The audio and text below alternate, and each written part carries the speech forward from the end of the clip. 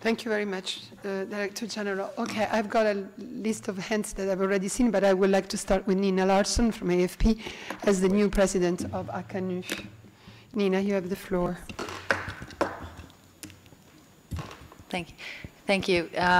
So, on behalf of, over here, on behalf of ACANU, thank you for coming. I think we all appreciate hearing the priorities for 2018, and especially for those who work here every day. This is interesting.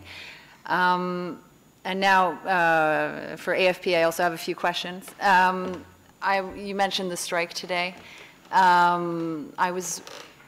know that they're striking over conditions that have been decided in New York, but there have also been questions raised about the reaction from UNOG here and messages sent by you personally to the staff, at least last week, before last week's strike, that was termed by some and the unions as intimidation. I wanted to ask you, do you support their right to strike? And also, there were some indications that maybe there would be consequences for people who strike. What consequences can they face? And last question on this issue, on the Human Rights Council, there are also questions raised about the message that was sent by the President of the Human Rights Council, basically designating the staff there as essential staff, and that has been taken as a method to get them not to strike, to be able to go ahead with the council on the last day today. Can you address that? Thank you. I'm actually happy you asked the question first. I don't want the whole conversation to be about the strike, but let me put a few things straight. First of all, I wish that both the staff representatives and some of you would have read what the statements that came out over my name a little bit more carefully. This was not intended, nor was the content of that saying that there is no right to strike. We have a bit of a juridical problem, or judicial problem, if you want. We are clearly not above international law, but our staff rules do not talk about either the right or the non-right of strikes. What it does say, and this refers to your next question as well, is that whenever there is something that is considered unauthorized absence from work, more than 2 hours, then your pay is deducted for that amount of time. Now, this is completely in line with legislation in this country, in France, and in many other countries. When you strike, and you have the right to do so in most of our countries today, then that's the consequence. There is no other consequence, and it's not considered an administrative measure. It's simply your pay gets clocked for a small amount for the time that you're not worked.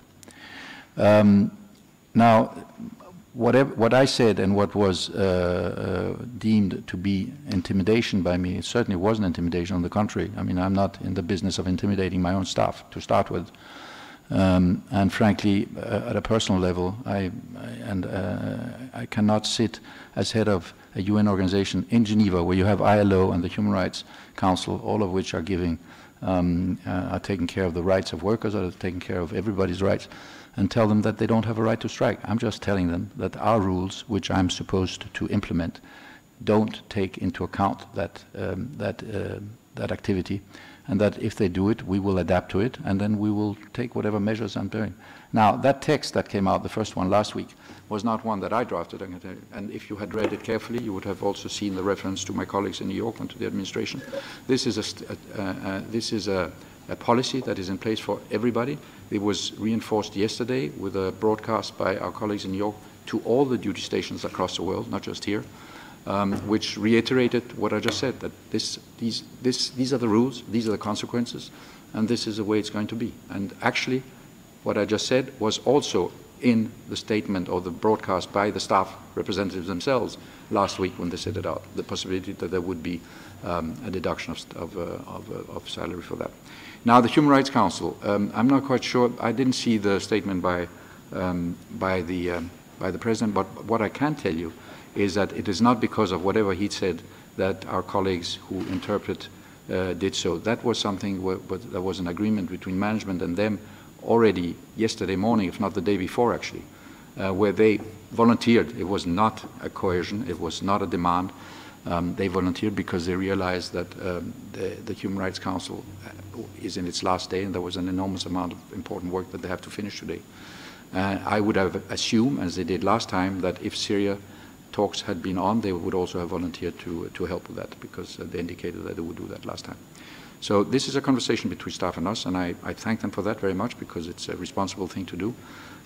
That doesn't diminish, I think, from the impact that staff representatives and staff are looking for. So let me stop there. I mean, it's